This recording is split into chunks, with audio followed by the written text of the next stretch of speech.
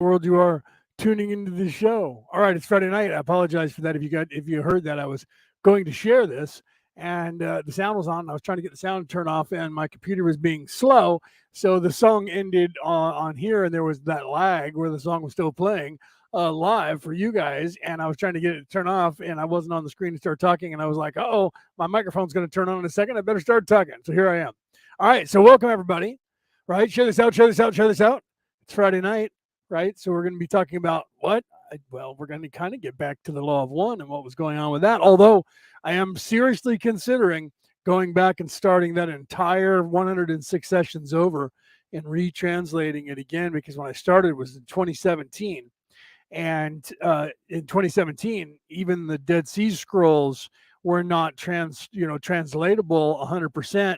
And now they are, and now the law of one is also. It's a lot about what I'm going to get into here, about the scrolls and about the Bibles and the Talmuds around the world.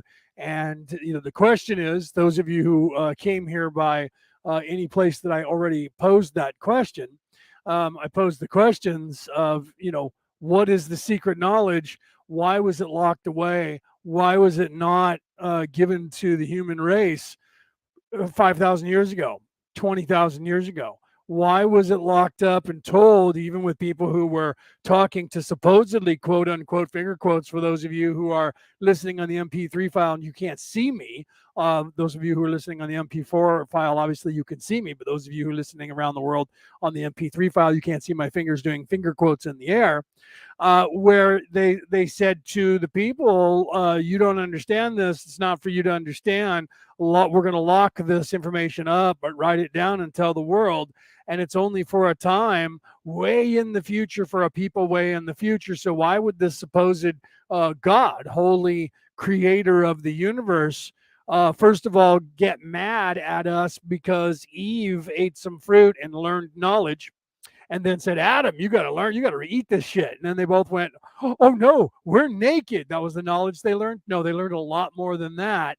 That whole story is only written the way it's written and told the way it's told, so that they could then acclimate you women to the idea that that was the original sin that you guys committed, and that you're in some way inferior to men because of that. So shut the hell up. And that didn't really work. So they went on to The Witch's Hammer, right? The book that they, even Dan Brown talked about it in the Da Vinci Code. So if you read that book or saw the movie, you know what I'm talking about.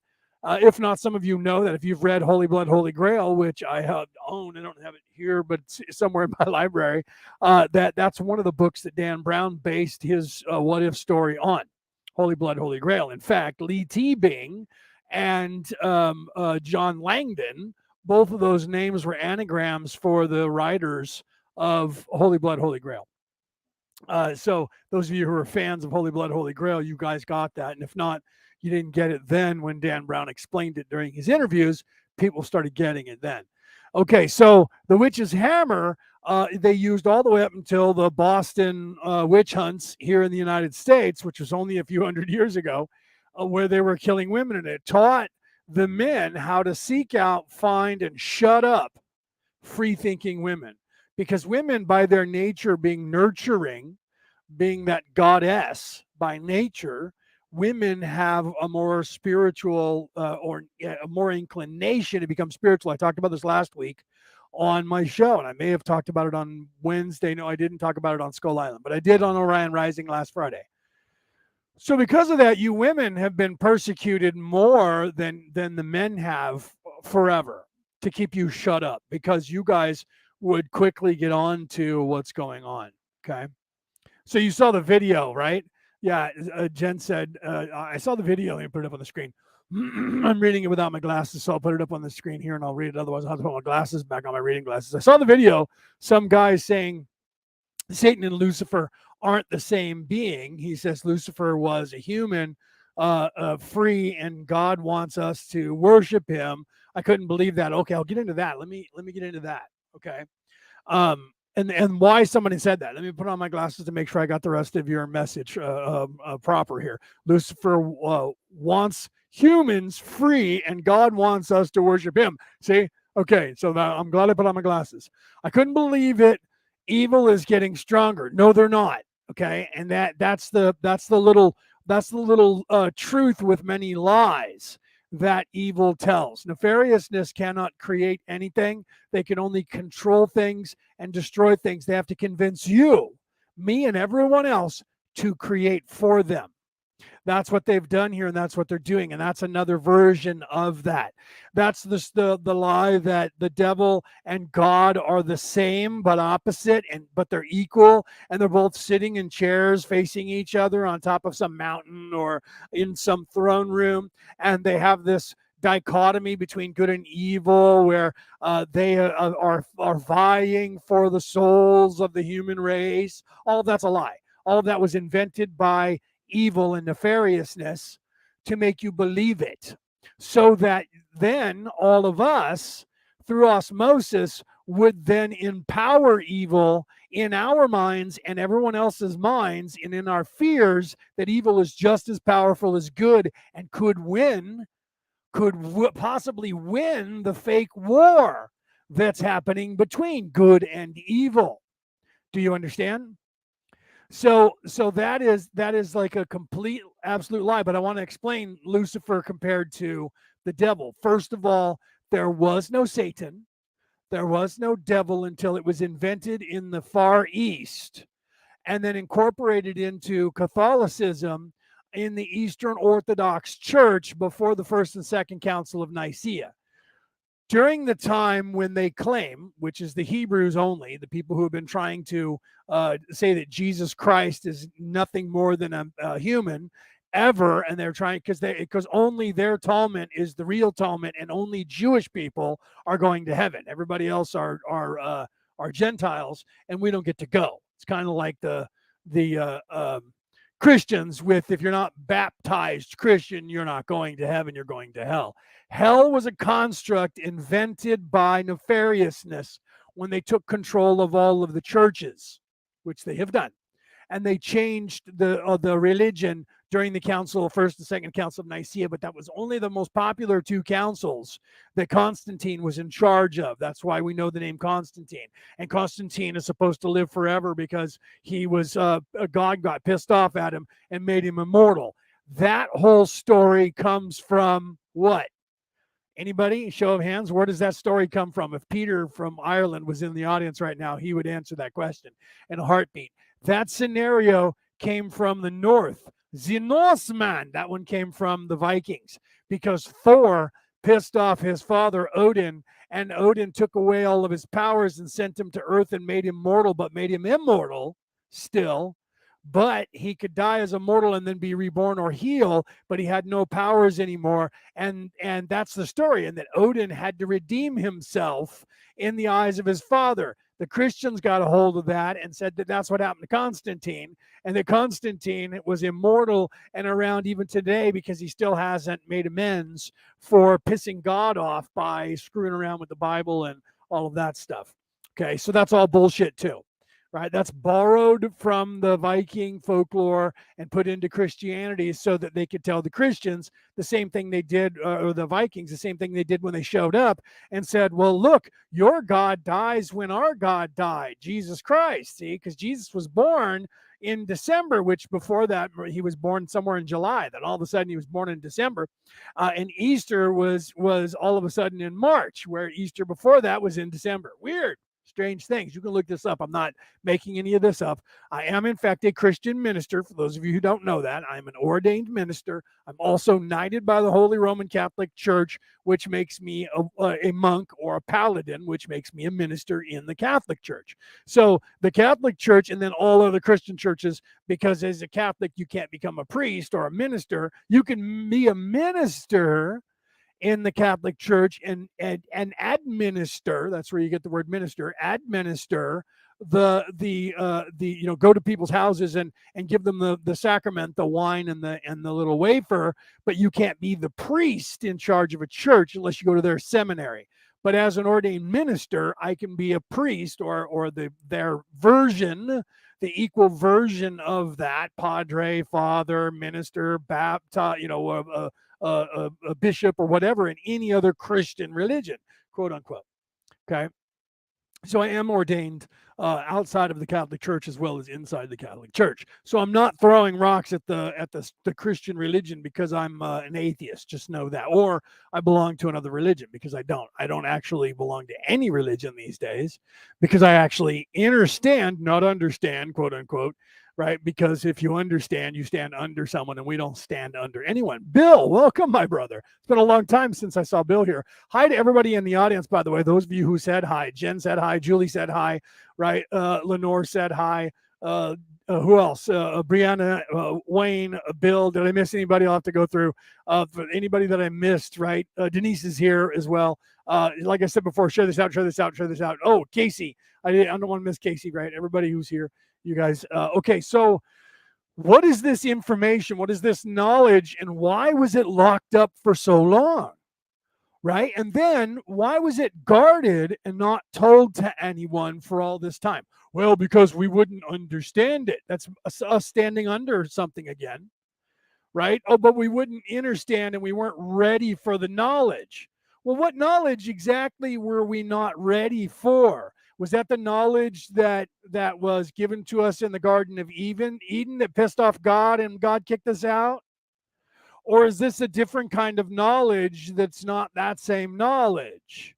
And why would God, the holy creator of the universe that's giving us complete autonomy, free will, carte blanche, then write 10 commandments saying, thou shalt not this, thou shalt not that, and thou shalt not this, and one of which is very egoic for a all-seeing, all-knowing, loving creator of the universe, by saying, thou shalt not worship any other god or idol over me. Why would God feel that he or she or they had to say to someone, you shall not worship anyone over me, or I will destroy you? Because if I'm giving you free will, I shouldn't have to say that to you. In fact, if I'm that intelligent and I created the universe, there would be no reason for me to say that to you. Me, this construct of a human being, Leonard O'Neill, sitting here in front of you in a 3D reality, I understand the difference on my lowly little teeny level, just barely above the egoic reach.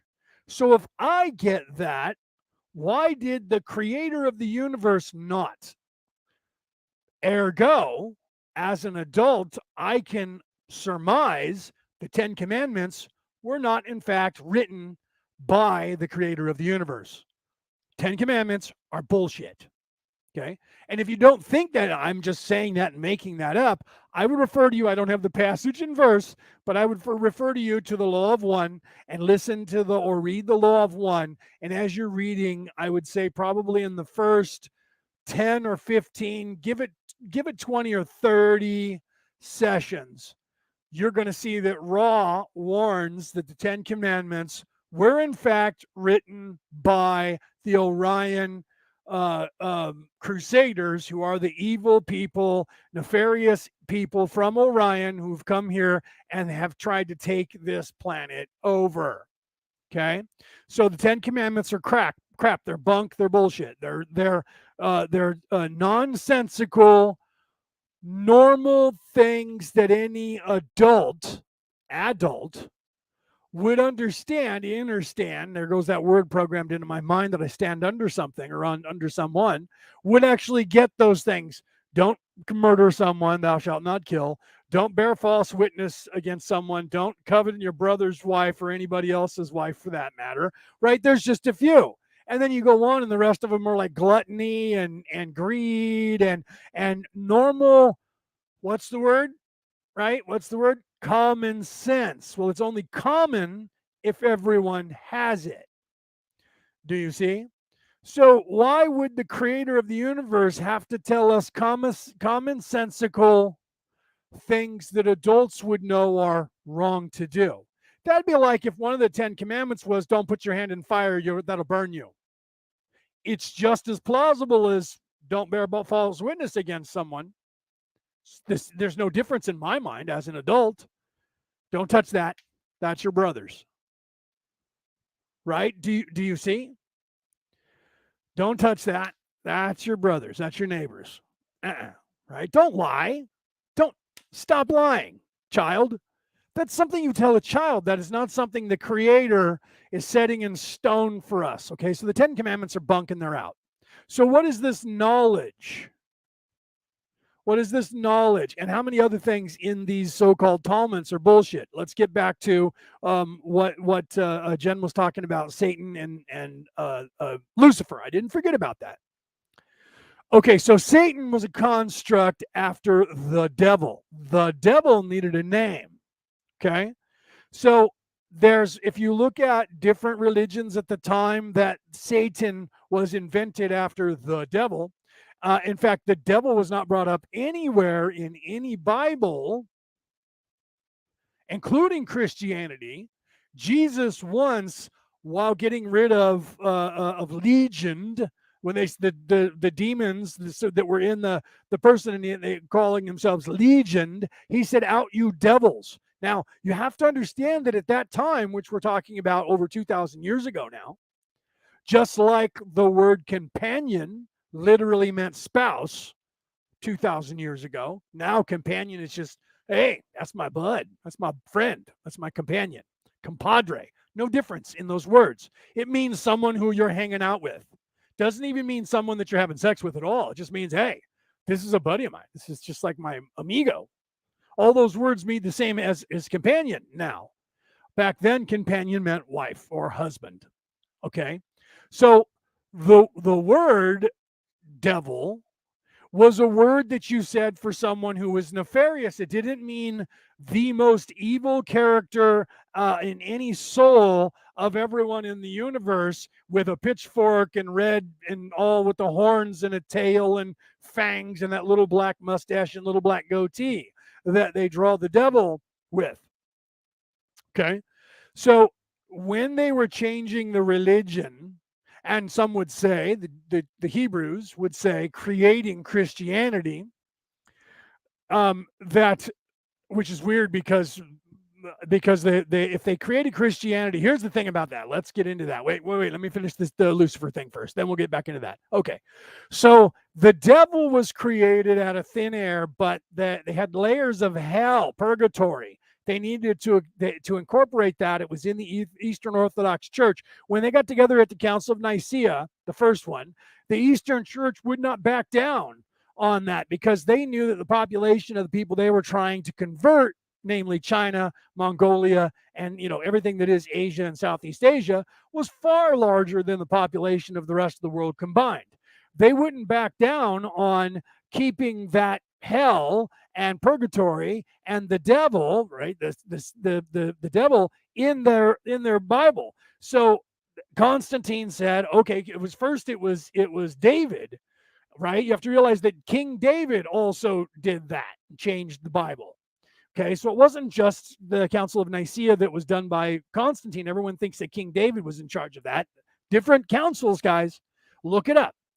So during all of that, they decided, okay, we're trying to incorporate all the books from Eastern, Northern, Southern, Western all together into one Bible. But there's all these books in here that are telling the story of the truth that we can't have when we want to control the narrative and control the people. So in a sense, Christianity was invented because they took all of these books together, threw out the ones that they didn't either understand or told the story of, like the look up the Gospel of the Truth, the Gospel of Truth, and read that. Out of all of the Dead Sea Scrolls, I always tell people, start with the Gospel of Truth, then move on to everything else, because that one will blow you away more than any other gospel in the Dead Sea Scrolls. Even the Nag Hammadi, which is the Egyptian culmination of all of the Dead Sea Scrolls into one library.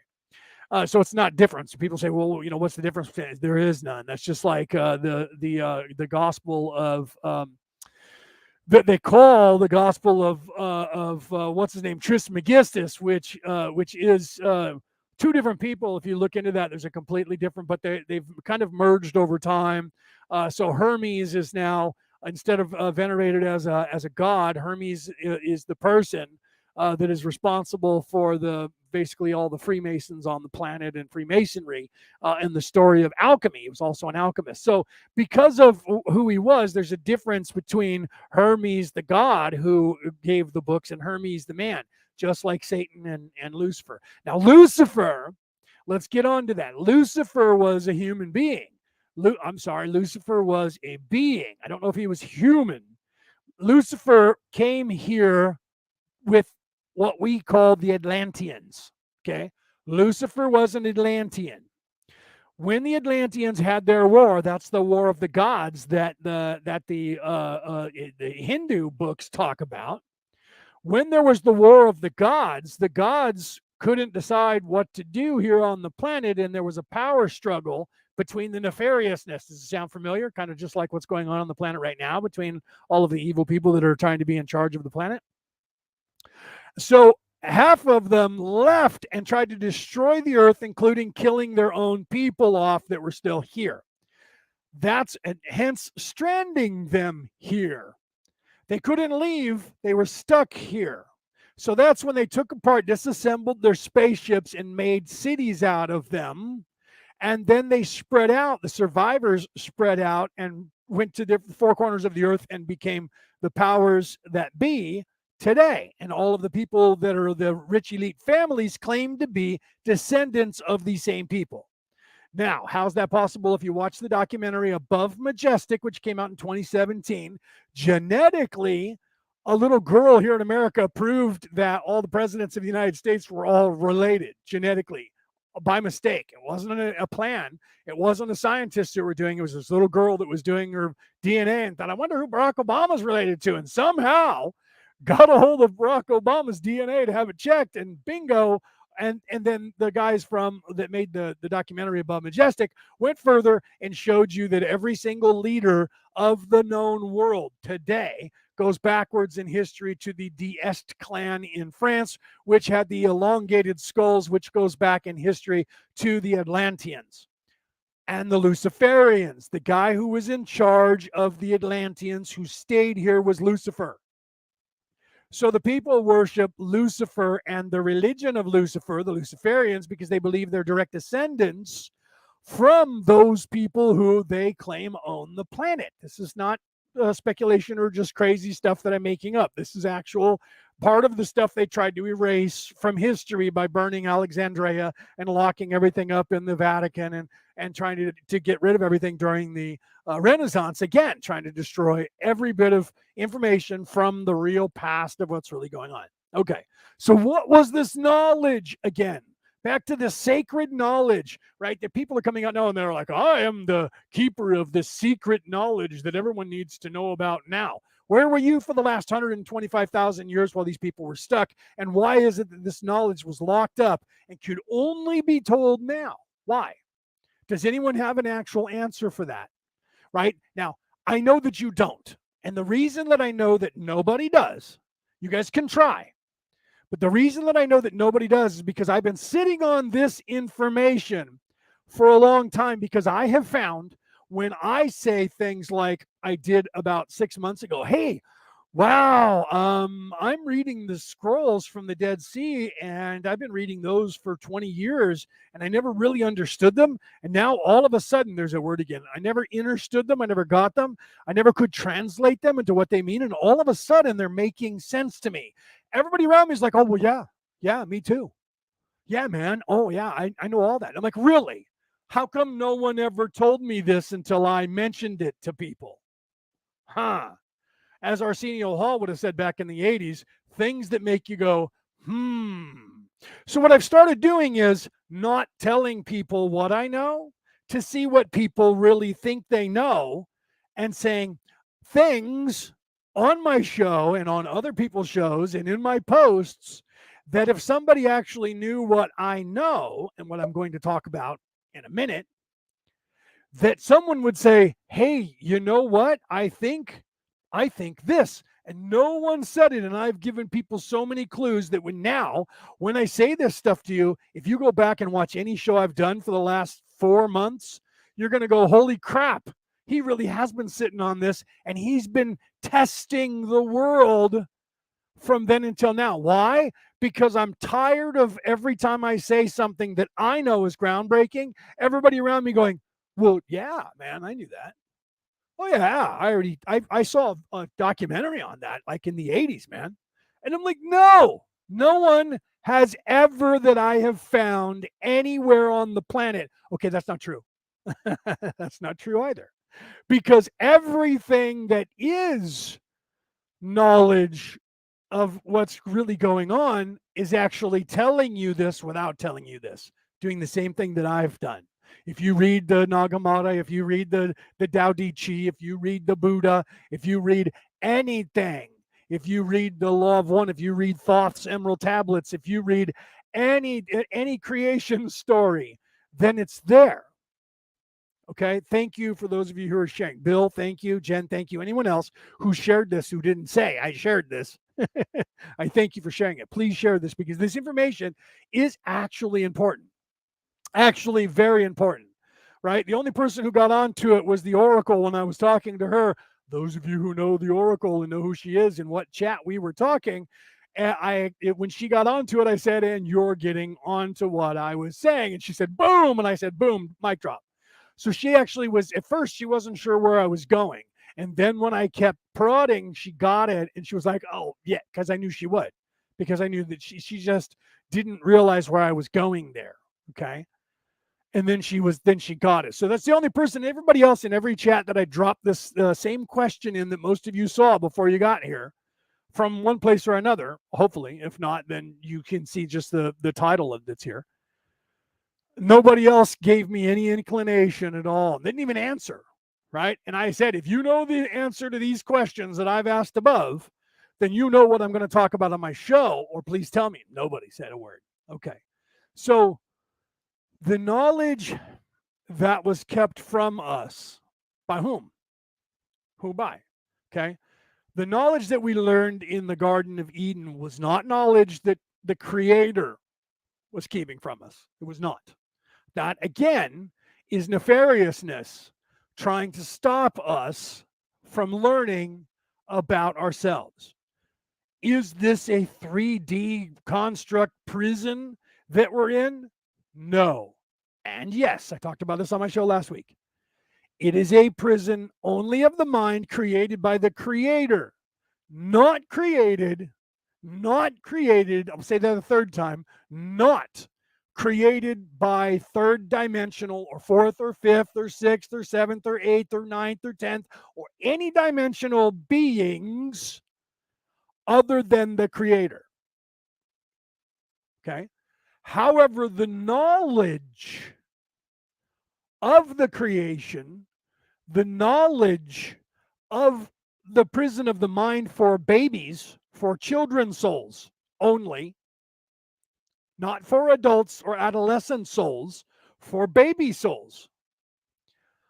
That information was found out by the people of Atlantis, and they used that information against the people here on this planet. Not just here, but other planets as well. Other planets get stuck, right? There are planets in this solar system, both Mars and Moldeck, both got stuck at different times for different reasons. Moldeck blew themselves up, and all the souls got frozen in catatonic state because they blew themselves up, and in an instant, all of them.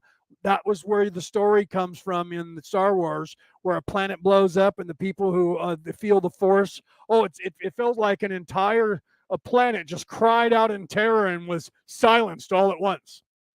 That was a telling of Moldeck. Do you understand? Do you see? You have to realize that everything, every bit of knowledge of everything in the universe is actually right in front of us. If you watched the Battlestar Galactica that came out in the 2000s, right? If you watched that, the Cylons talked about the one true God. They talked about a 36,000 year timeline of a circle of things that happen and then rehappen and then rehappen, and the events change slightly, and all of the people and their souls change who they are and where they are. Does that sound familiar? Any of you who are used to or understand or understand or have the knowledge of the Mayan calendar, right? 36,000 year cycle sounds kind of familiar to you. Okay, so but they added that in as being very Egyptian. Wait a minute, Leo, is there a 36,000 year cycle in Egyptian mythology? Yes, there is. Where else is a 36,000 year cycle? Bohemian religion in the north, where the Vikings are from. Wait, where else? The Book of Marduk from Mesopotamia. So wait a minute. There's a 36,000 year cycle play that is in every single what? Even the Hebrew Bible? Yeah. Okay, so that's an important cycle for people to understand, because the modern religions up until 2012 would have you believe the earth was no more than 5,000 years old and that humans had only been here for 3,000. Yet we have now found human remains that date back 187,000 years.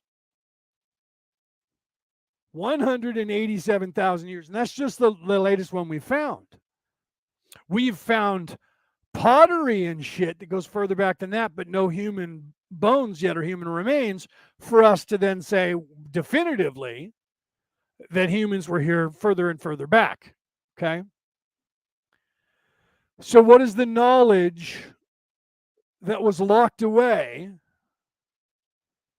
3,600 years ago? Wait a minute, what? Where's another cycle? Hold on. In Battlestar Galactica, the prophecies were written 3,600 years prior. There's that number 3 and 6. Wait a minute. What does the numbers 3 and 6 have to do with anything? Right? Oh, wait a minute. 3, 6, 9. The 3 energy, the 6 energy, and the 9 energy that Nikola Tesla talked about, and a lot of other people. I did an entire hour essay on this, and I've talked about it many, many times on my show. Penny's starting to get it. Penny says, I understand, right? Right? And then Laura says, oh, to it, spill the beans. Okay. Enough screwing around. Right? She says, spill the goddamn beans already. Laura said that. Okay. So the first grouping of knowledge was all of the knowledge that is in the Dead Sea Scrolls that tell us of our actual origin and what our creation was.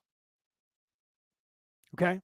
So that's the first knowledge, but that's not the complete knowledge that I'm talking about. But I have to explain the first knowledge to get to the second knowledge. Okay? Because the first knowledge is the human race is not trapped here because of a 3D prison. And when you die, that whole, well, but you're here on a secret mission is not a lie to keep you coming back so that you get reconditioned. They would rather you leave and go home. But if you try to come back here, they want you back here as soon as they can, because when you come back in, you get veiled again, you get mind wiped, and you don't remember anything. So they want one or the other, either for you to leave and go home completely so that there's no help here, or that you get veiled and then they can use the constructs that they have to keep you from learning the knowledge that you're supposed to know. That's the knowledge from the Garden of Eden. That's the knowledge that are in the Dead Sea Scrolls. However, why is it that, and this is the knowledge we're getting to, why is it that that knowledge in and of itself and the other knowledge that was written in other prophecies that followed in the Hebrew Bible, the Christian Bible, the Quran, and other versions of the Bible that said this knowledge is to be locked up until the end, until time of what? Till the Kali Yuga. Kali Yuga means what? Time of tribulation. Ragnarok, that's the version that the Vikings called it. Armageddon, the Christians call that, or there's a couple other words they use for that. Okay, so why would that knowledge be locked up? Who locked up that knowledge and why? Was that knowledge locked up by nefariousness? Why would they do that? Why would they give a knowledge and then lock it away? That knowledge was not locked up by nefariousness. It was kept locked up by nefariousness. In fact, it was tried to be eradicated so that that knowledge was gone, so that we couldn't then study it and learn it in some time in the future. Do you see? So why then? That means that the Creator must have locked that knowledge away. So Here's the theory, then we'll get to the knowledge. We're getting to it, Laura. Please be patient with me. I know I've gone on for 30 minutes, but this is an hour show minimum, right? So, but I'm not doing that just to stretch time. I'm doing this so that you guys get and understand the importance of what I'm about to tell you. And when I do, you're going to go, oh fuck, I knew that, right? It's going to become very apparent to you. And I don't mean a parent, I mean apparent. Okay, so if in fact this place was created for baby souls as a prison of the mind, then usurped, taken control of this matrix by nefariousness to then not allow us to graduate. At the same time, the knowledge that we need to do so was also locked away, but not locked away by nefariousness, because they were trying to hide the knowledge completely anyways and get rid of it and eradicate it, burn it and destroy it, but people still kept it and skirted it away. So the knowledge in and of itself had an end time that it was designed to become knowledge that would be learned and known. Okay? Now, why is that important? Why is that important? The reason that is important is because of one passage in the Christian Bible that says the devil will be unleashed on the earth for a time. Okay?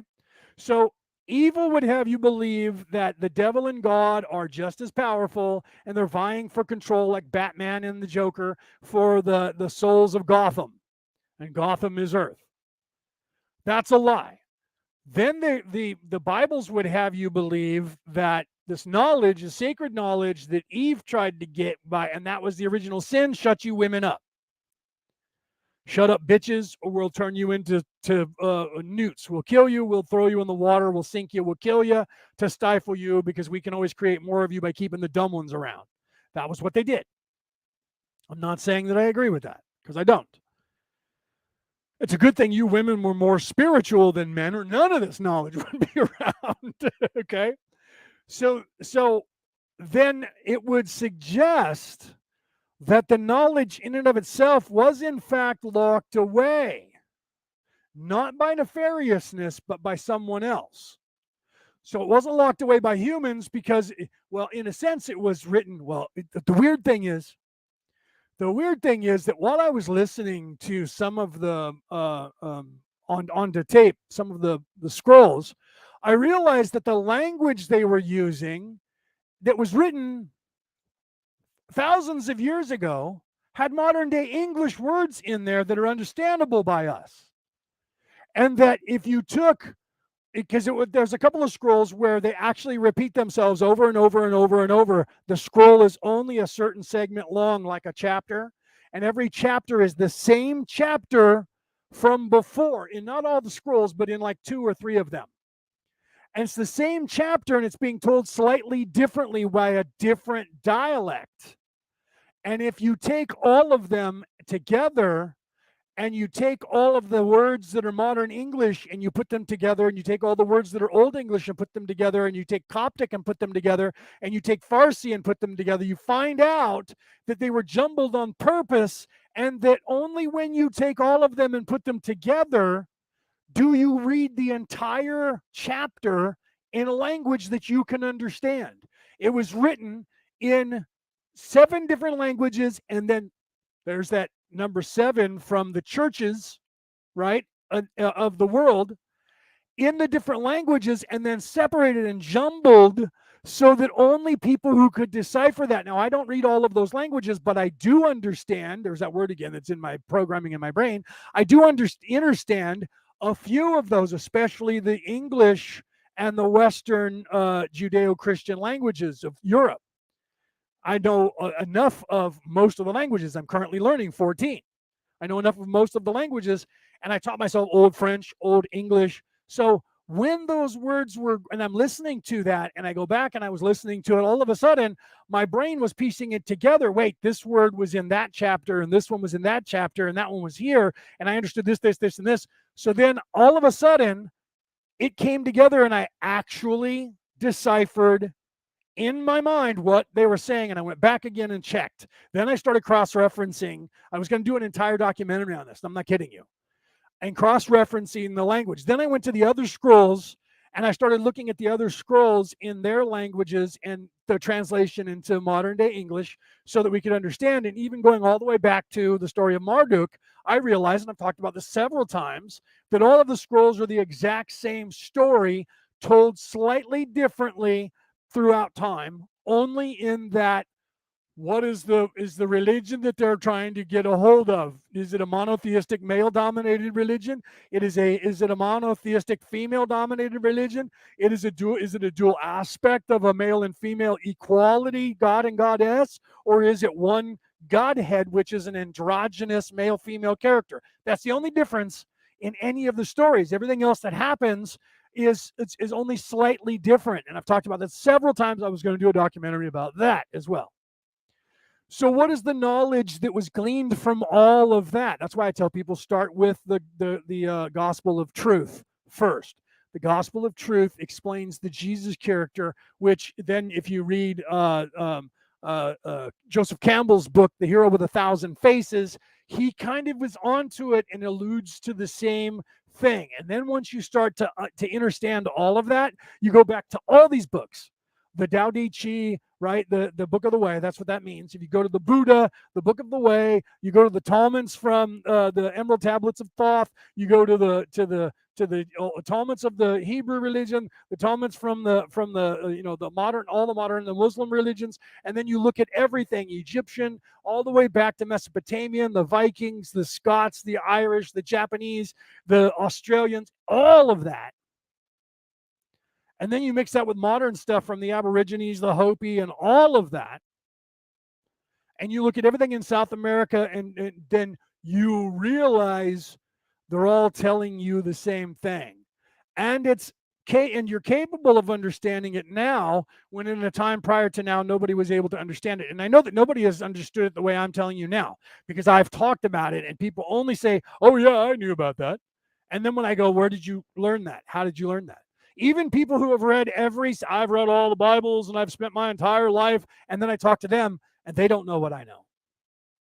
Okay. But then when I tell them, they go, oh, wait a minute.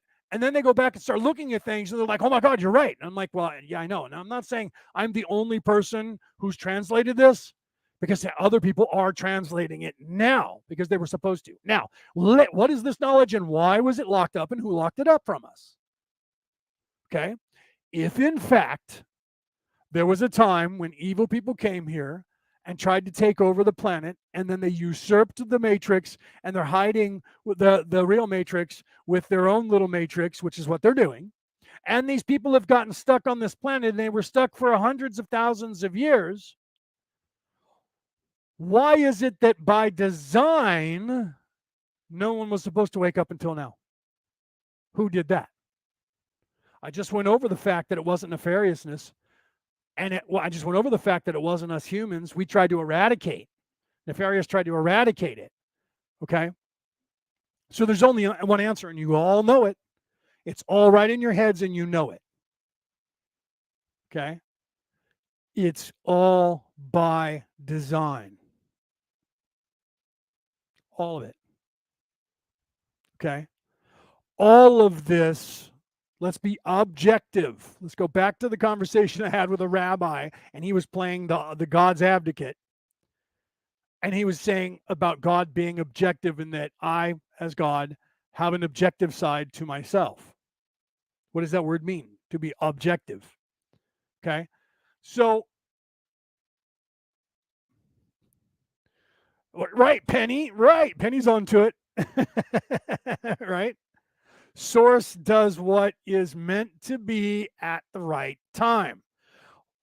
By design, the devil shall rule the earth for a time, and then that time will end.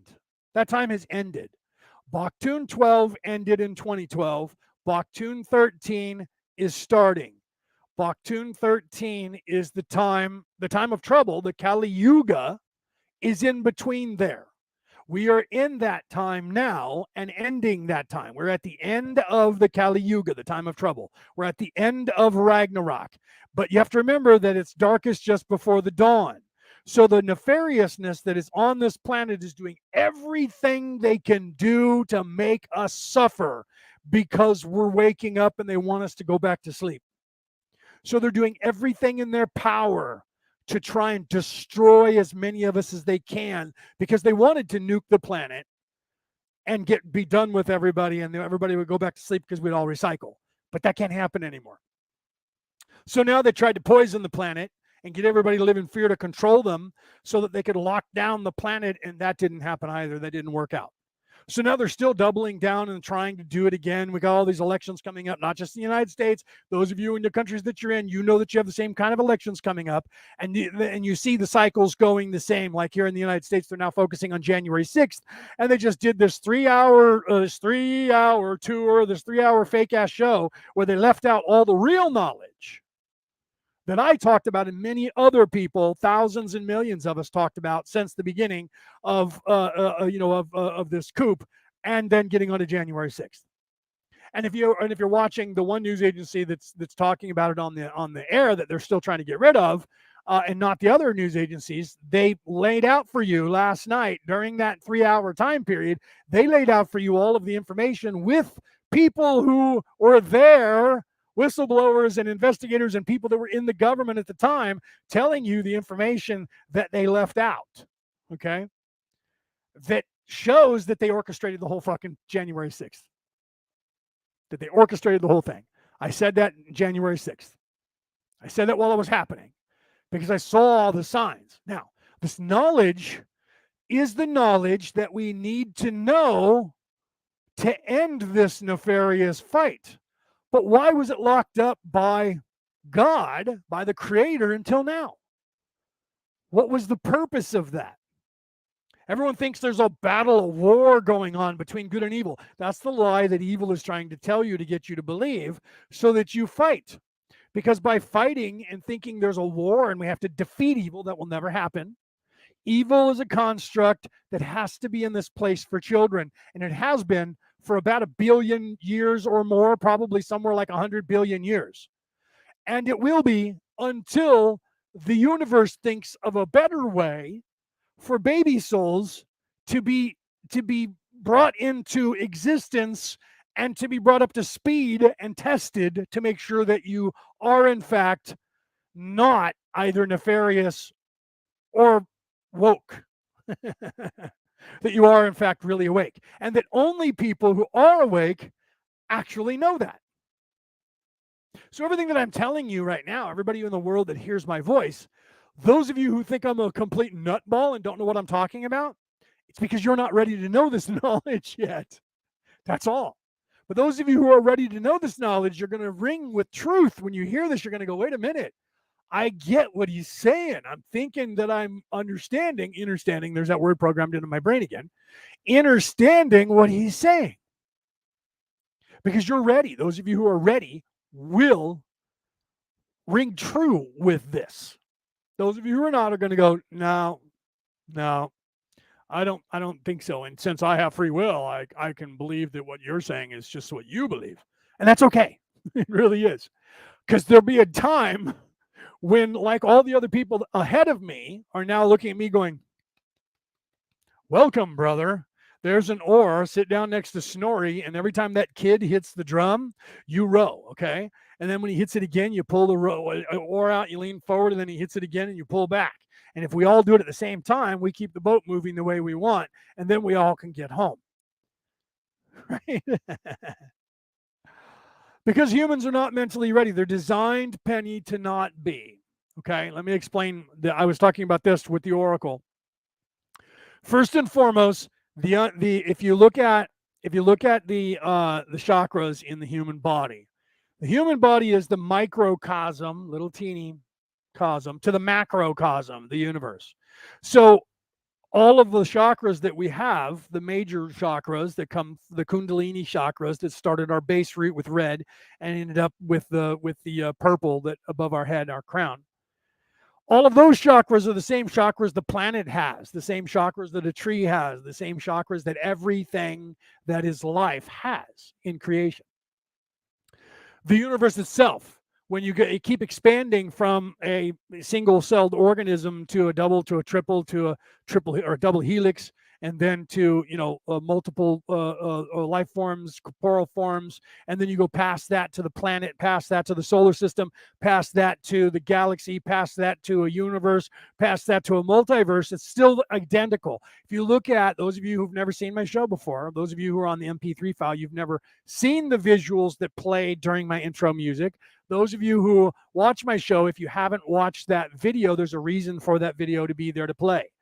Go back at some point and watch that 1 minute and 37-second song and look at the visuals that you see during all of the spirals, which is very important. And the secret to that spiral is there. It tells you itself. I made sure that was in there, the mathematical equation, the Fibonacci sequence, the golden mean ratio. The numbers are all there for you to see. When you get to the radial image of a human brain cell and the radial image of the universe, stop and pause and look at that for a while. You're going to see that those two pictures are side by side, and one says the human cell, the other one says the universe. If you look at them and superimpose them over each other, the only difference between those two, a human brain cell and the universe itself, is that the universe itself has about 1 billion more tentacles than the human brain, because we are the microcosm to the macrocosm. So we're simpler, yet just as complex. So the human brain cell is identical to the universe itself. What does that mean to you? That means that the universe is one brain cell in a larger being. That means that literally, if you read the law of one says you're a construct. Actually, it's not quoting. That's not verbatim. Imagine you're a thought. This is verbatim. Imagine you're a thought. Imagine that you're a thought in the mind of the Creator. That's in the first, I think, 2 or 3 sessions of the Law of One, book 1, because there are 6 books. Or you can go and Google it and look up Muffy Moose and play the same video that I play that has the audio playing with the computer talking, and you can read along with it. Okay? So Ra was trying to tell us, when Ra came through between 1981 and 1984, but before that, Ra came through in Egypt. Okay? And so the whole Battlestar Galactica one God thing and the whole concept of one God on this earth came from there. Even the Hebrew one God being a monotheistic male God. All of the gods on the face of the earth came from Ra coming here and their people in different places around the world coming here. And then the Jesus character, the hero with 1,000 faces, coming here 12 times.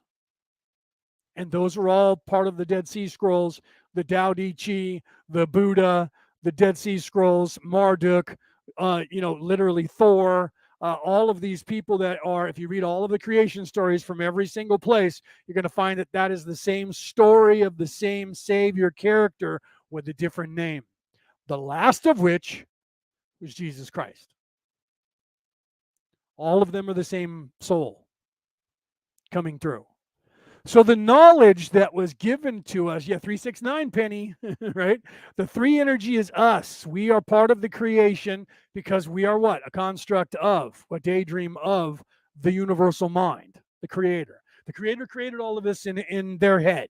And I say there because they're androgynous as a male, female. And that's in the Dead Sea Scrolls too. That's part of the scrolls they took out because they were trying to sell Christianity to Hebrews, and they had a monotheistic male God. Most of the religions either had many gods or one, but most of them had the male being the dominant and not paired up with an equal and opposite female. It wasn't until you got to the Vikings and all of those people, they had that. Even the Greeks and the Romans, the male was ahead, even though he had a wife who was also a goddess, she was slightly below him. So everything that was Western philosophical thought, what we call Western philosophical thought, which is in fact just everything from the Mediterranean, all of those religions from the Med and slightly Eastern from that were all male-dominated monotheistic religions, or polytheistic religions with a male dominated still being a monotheistic God, even though there are other gods, right, in all those other places. It wasn't until you got to the Western Europe and going north for all the Vikings where it was a dual aspect of male and female as equal.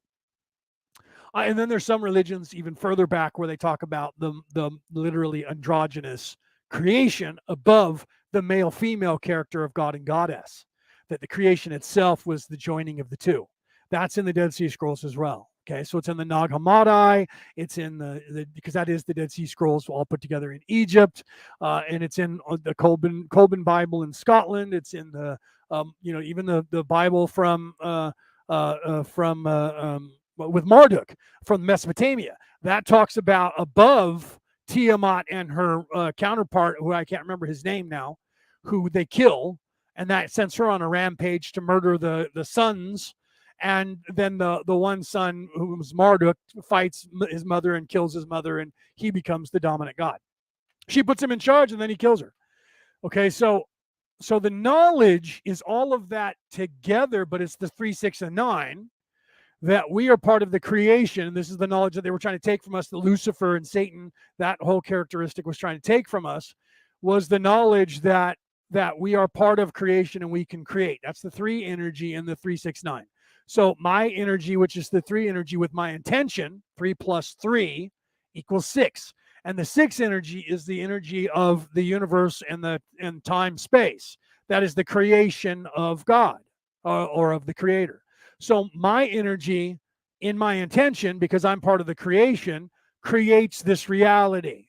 And then my energy again, 3 plus this reality, and the intention of the energy of this reality, my intention with this reality, 3 plus 6 equals 9, which is what? The Higgs boson. 9 is the God energy. Okay. Then if I take my energy again, my intention again, and I use that God energy that I've created, I can create what? The 12 energy from that. 3, 6, 9, 12. 3 plus 3 equals 6. 6 plus 3 equals 9. 9 plus 3 equals 12. And then what is that? The 12 apostles. And who was in charge of the 12 apostles? The one. The 13th warrior, or the one. Does the 13th warrior sound familiar to you? Yes, Michael Crichton wrote that because the 13th warrior was the savior character, and that was the story of Beowulf. And he who wrote down the story of Beowulf was the 13th warrior. He was the person who was, in fact, Ahmed ibn Fahlan, ibn Rashid, ibn al-Abbas from the Arabic countries. And that's the only reason we still have the story of Beowulf. And Beowulf, what? Beowulf had to fight Grendel and Grendel's mother. That's the same as Marduk, right? The dragon, that's the same as Thor fighting the dragon of the North Sea. Marduk fighting the dragon Tiamat. Do you understand? That's the same fight that David, that's how they pronounce David king, because they venerated him and rose him to hero status, savior status, by fighting against the Minotaur as a little boy. And he beat the Minotaur, and that rose him up. Okay, so that's the knowledge that was taken from us by nefariousness, but the knowledge taken from us by God, by the entire creation, creator, was the knowledge of the yin and yang and what all of this is about and why it is. That's what that knowledge was. And the reason that I'm able to translate them is because I actually, and my vibration is high enough to where I'm above and I can see the yin and the yang. I can see from above, not stuck in the construct. And millions of us across the world are waking up to that. It used to be 1 or 2 on the planet thousands of years ago that would know this, and these are the people that write things down, right? These are the things like Lao Tzu. He wrote down his philosophy, and they used it and put it together as the Book of the Way, the Tao Te Ching, the philosophy of the Buddha, which happened exactly at the same time.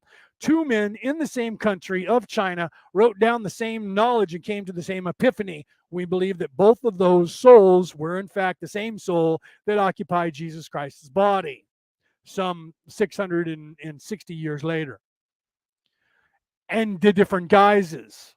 And you can look back, and if you watch my shows, I explain to you all 12 times that Jesus came here to give us the same knowledge, which was the key to unlocking the sacred knowledge that was locked away on purpose. Why? Because this was supposed to happen this way. Because the devil was unleashed on the earth for a time. So we're not really stuck here. Everyone says we're stuck here because evil came and took control. Evil only took control. This goes back to what was being said earlier. Evil can only do what it was constructed to do. Oh, no, that was the conversation with the oracle that happened an hour before the show. Evil was created by the Creator to have a beginning, a middle, and an end. And that only ends for each of you, for each of us internally, when we rise above this thinking mind, which is a construct, rise above the ego, which tries to control the thinking mind, which is a construct, rise above this pain body, which is a construct, as I pull on my face. Those of you who are listening on the MP3 file wonder why my voice got weird just then. When your vibration is above that and you will become the witnesser, the experiencer, that which is in actual control, which is attached to your higher self, which is attached to your higher self, and then in a higher realm from that, you are the creation itself. And that's what will blow your mind just trying to reach that point, because we're so limited here in this place that we really can't understand, there's that word again, we can't understand the concept of just how far the creation goes and how large that is compared to us. When you consider one single little brain cell and the entire universe in a radial image is identical, except for a million more tentacles, that would be glia cells, pathways that are a little electrical impulses travel on. My brain has about 1 million less than the universe itself has. So the universe is a living, thinking organism that is 1 billion times more complex and intelligent than my one brain cell is. And we're living in it. So going back to the original message from Ra, imagine you're a thought. Imagine you're a thought in the mind of the Creator. The knowledge that was locked away from us was the ascension to that knowledge that each of us goes through when it is our time. Getting back to what was that? Was that Penny or Julie that said that? Right? That God creates things, the human mind, when it's ready to. It was Penny. Because the humans are not ready yet mentally. And everything happens when God intended it to. The creation intended it to. For each one of us individually. But not just individually, but collectively, because we were allowed to run the course of allowing nefariousness loose for a time.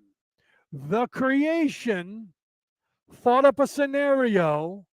What if I created nefariousness and then in certain places allowed that nefariousness to think it was alive and had its own free will, and then allowed it to run its course for a while? What would happen? However, safeguards were put in place, and we know this because of the law of one and other scrolls that tell you that evil cannot exist past halfway through the 6th dimension or density, those two places, because they are different, right? We are in the 3rd dimension, but we're also in the 3rd density. This is part of the conversation I had with the Oracle when we were talking about reality, and she said reality is in this place, because I said this place is a place of doing, and she said, but this place is a construct, and it's a place, it's not the soul. And I was like, yes, you're right, but the soul occupies the same place as here. So the 3rd density in the 3rd dimension, the density is what your soul is, and the dimension is the corporeal place that we're in. 3rd dimension is this place around us. The density is what your soul is, occupying this body while it's occupying, and only while it's occupying this construct. Do you see? Once you are outside of this construct, you are no longer bound by this density any longer of the flesh. So your soul then takes on the guise of energy, which is a higher form, and you're no longer in the 3rd density. You're in the 4th and the 5th and the 6th, depending on where it is that you are in a spiritual vibration. Only in this construct and occupying this and seeing through this eyes and believing this thing is real and that this reality is real, if you're locked into this state of conceptual reality, that's the third dimension and third density. If you then become spiritual and realize that your soul is immortal, you are now reaching the fourth inside a third density body or a third dimensional body. Your density of your soul is now fourth. And then if you understand the idea that this entire thing is a construct and so is this reality, you're moving into the fifth density, but not dimension yet. Okay? So there's a difference between 3D and 3D. One's 3D with a capital D, but they keep writing the dimension as a density. People don't understand the difference or understand the difference between the two. One's a construct that is physical and a place. The other one is your immortal soul and your resonance. When you're in this place, stuck here in this conceptual reality and think this is real and this is all there is, then your third density. Your vibration is low. That's what a child's vibration is. So let me explain that, right? As the chakras go, the beginning chakra of creation is the red root chakra that we have at the lowest part of our body. All energy does not come in through our head. It goes out through our head. All energy comes in through the bottom of our body, which is grounded to the earth, which is what? This sun, this star that we call Sol, or the sun, is a yellow ray sun. Therefore, the energy coming off of it is yellow ray. That is the third chakra from the base root. The base root red chakra is 1. Then you have the orange chakra, and then you have the yellow chakra. The yellow chakra is the place of doing. It's the doing chakra. This third dimensional place is in the third minor chakra place, third planet from the sun, third minor chakra place from the major arcana, the major chakra, which is the sun itself. So the sun is a yellow ray sun. So here in this place, you're rooted in basic base doing. So when you're first constructed and you are alive as a soul, you don't know it. That's the base root. That is the creation, the red ray in our body. Then when the energy moves up into the orange, that's when you think, I'm starting to think. You're still not aware that you are something. And then when you become aware that you are something, you move from the orange and graduate to the yellow ray chakra. Now I think, therefore I am, and I'm learning. And how do I learn? Well, I'm learning because I'm at the base root level of a soul. I'm a baby soul now. I'm here for the very first time. I'm not, and most of you are not. Most of you probably are not. There's 8 billion people on the planet today, almost 8 billion, 7.5 billion people on the planet. In 1981, there was only 2.7 billion, and we've increased since then. So the majority of the people that are currently on this planet, I don't know if I'd say the majority, I would say probably a third of you out there are not from here for the first time. You're not a baby soul. You came here legally, just like Jesus said. That means you were born to this body, but you're a wanderer or a walk-in. Most people think they're walk-ins when they're in fact wanderers. A walk-in is someone who made an agreement with the person who already occupied this body to take control of the body, and that person's soul left and let you move into it, and you took over. That's a walk-in. If you were born as a baby on this planet, you're not a walk-in, you're a wanderer. You're someone who came down here to be born here legally. You volunteered to lower your vibration and to come here and be born just like anybody who was being born for the first time, and bring with you a higher vibration and a higher knowledge that you will wake up to at some point, hopefully wake up to. I do finger quotes in the air for those of you who are listening on the MP3 file. Hopefully wake up at some point and remember who you are and why you're here, because you're here to raise the vibration, just like I am, of this planet, to help the people here graduate. Because all of this was by design. The knowledge that was locked away by the Creator for those of us who are ready to hear it. And if you were ready prior to now, you would already understand all of this, just like all these people throughout time writing all these books that are helping. But if you're understanding it now or understanding it, see, its program just comes off my lips. I stand under someone. No, I don't. So you would understand or translate or get these scrolls now because by design, everyone on this planet going forward is going to get what's in those scrolls very quickly because it's happening exponentially. So in matter of years, I don't know how many because I haven't done the math yet, but in a matter of years, which is going to be not 100,000, it's not going to be 100, people are going to wake up to this knowledge and actually be able to translate. You're going to be hearing people talking about this all the time on television as if they knew it all along, but you're not hearing it from anyone right now. No one. Because I've waited and waited and baited people and talked to people behind the scenes. And unless people are lying to me and hiding because they're like, okay, he's close, but I'm not going to tell him. Why would they be nefarious? Okay. Unless they were trying to do what I did. In which case they'll come to me and go, okay, let me tell you when I first found out, and here's where I can prove it to you so you know I'm not just saying that because you said it just now.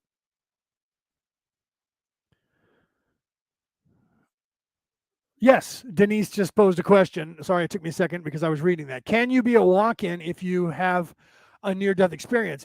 Every single person who is either a walk-in or who is a wanderer will have many near-death experiences in your lifetime, and you have had them.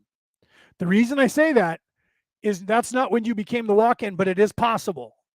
It is possible if you don't have any memory of yourself prior to the near-death experience, or you do remember that you weren't on the planet yet and that you're here, then you're definitely a walk-in.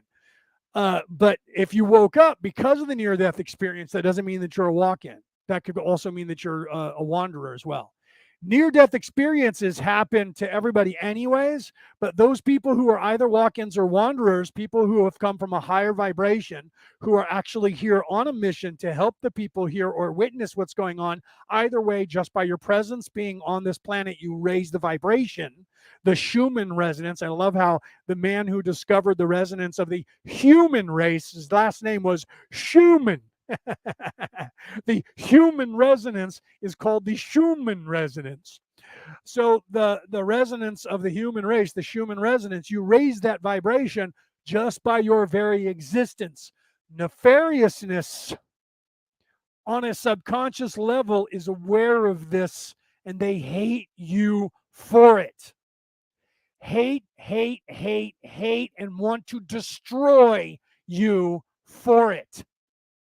That is why they want all of us dead all of the time and used to kill us as soon as they found us out. And that's why the witch's hammer was to shut women up, because when women who were more outspoken were then learning on their own knowledge they weren't supposed to have, they would resonate at a higher place, and they would what? They would start to wake up. They needed to be shut the fuck up by nefariousness. So all men and evil women would turn them in, and evil men would murder them so that they would recycle and get born again and have themselves veiled and all of their information stifled once again. To keep everyone on the human resonance resonating at a low level. And they were designed to do that on purpose by the creation, but they were never designed to win. This is not the Kobayashi Maru. Those of you who are Star Trek fans, you understand what the Kobayashi Maru is. The Kobayashi Maru is an unwinnable scenario that was created by Spock, who created it for the Federation to test all would-be captains of starships in a scenario that you could not ever win, no matter what. That was designed to be sentient and to anticipate every thought that you were going to have. And Spock, being a fucking human computer, was able to do that. And therefore, no matter what you did, your entire crew and your ship was demolished and you died. It was a test of your character, how you handled ordering people to their death, and what scenario that you could come up with to possibly beat the scenario, and Spock would be monitoring so that if something started happening that his computer program wasn't ready for, he would quickly, because he typed as fast as like Data in the Next Generation, he was a human computer, but he would fix it so that you couldn't win. So that no matter what you did, you would die. That's the Kobayashi Maru. It's an unwinnable scenario that is designed so that you can't win it. The nefariousness would have you believe that by telling you a little truth with many lies, a little truth that this is a penal colony. But the lie is that it was constructed by three-dimensional beings and that your soul is trapped here by them and that you can't get out. That's the many lies with the little truth. The little truth is the real truth in any lie. You just have to be able to ascertain the little truth. And the only way that you can do that is to not be a child. Children can only tell you childlike lies. As an adult, if you have children, you know this to be true. When you're a little kid, those lies sound really cool and they work on other kids. But they don't work on adults, and adults see through those lies. But they don't know that the adults can see through those lies because they think they're smarter than the adults. Mass murderers are the same way. Rapists, murderers, and killers are the same way. Nefarious people think they're the most intelligent person in the room always, but they're not. And let me explain. And I've done this a billion times. Yeah, like when Captain Kirk cheated, right? Debbie knows. Debbie says, like what Captain Kirk, yes. James Tiberius Kirk, legendary captain who became admiral, cheated, was the only person in the history of the Kobayashi Maru to actually beat the Kobayashi Maru because he realized it was programmed so that he couldn't win. So he broke into the computer and reprogrammed the scenario so there was a way to win. And he saved everybody, and he got a commendation. He didn't get in trouble for cheating. He got a commendation for novel thinking, for thinking outside the box and understanding. There's that word again that you say off the cuff. Understanding the program was the very program is designed so that you can't win no matter what you think of. So his solution was change the parameters of the computer because he failed it 3 times. And he was like, what is wrong? What am I doing wrong? It must be the computer itself. So he broke into the computer, found out that he was telling the truth, that he was right in his hypothesis that the computer program was designed so that you couldn't win, and he reprogrammed the program so that he knew the one way to win, and he beat it. And they couldn't hold it against him because he figured out the algorithm. He figured out the program was designed, and even though he failed it 3 times, he didn't give up. And he found a solution. The solution was change the equation. And that's the solution to this equation. This is why I went and ran with this when Debbie brought this up.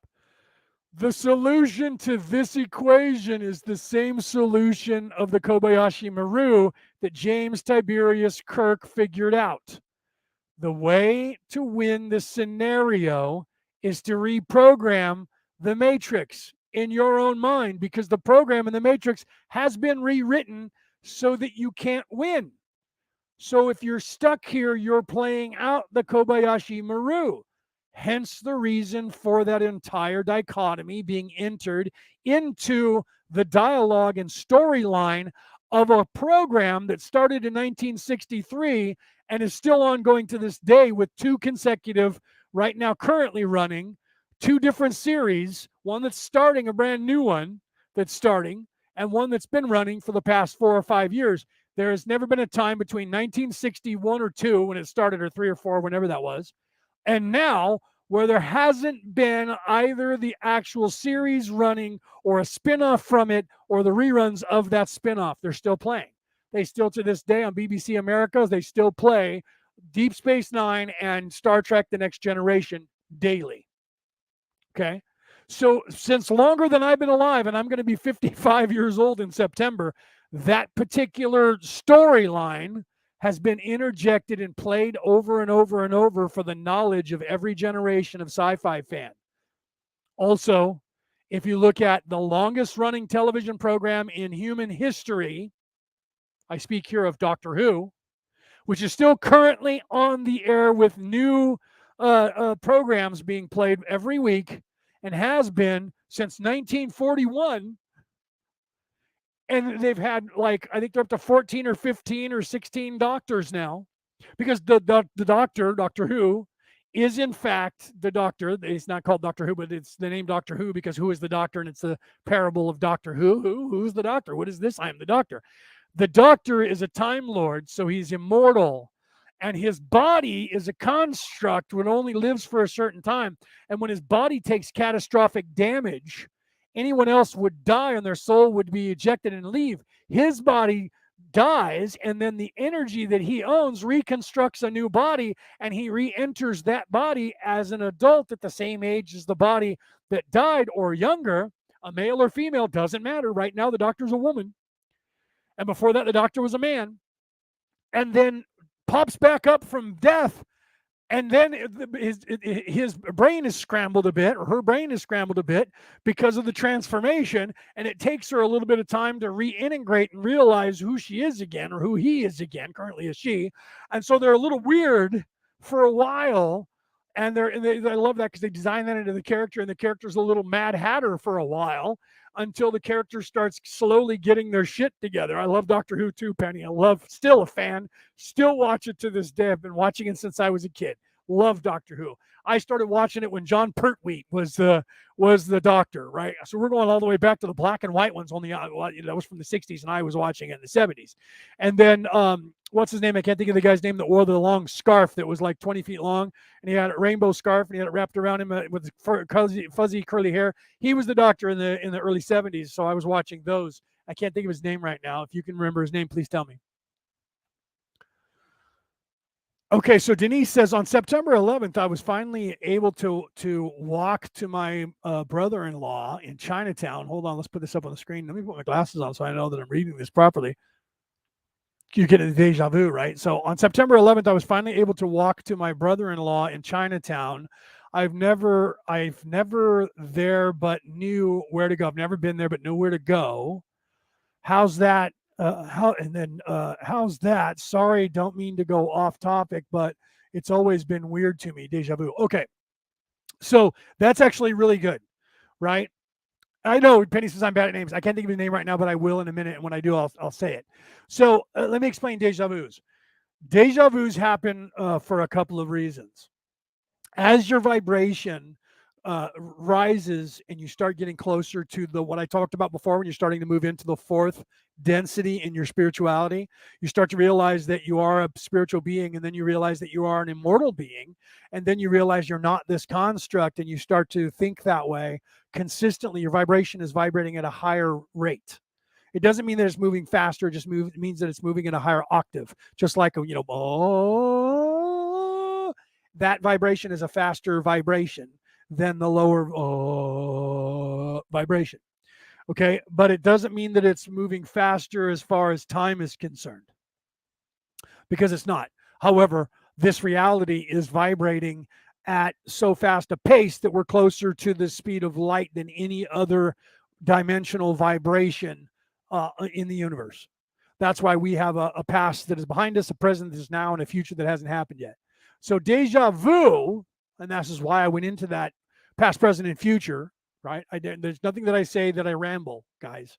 I never ramble. I might move to another subject, but there's a reason, because I'm moving back, just like I did with James T. Kirk. I went down that road because she brought that up, and then I followed that arc to show you what that arc meant, and then it got to Doctor Who, and now to deja vu. Doctor Who, deja vu. What?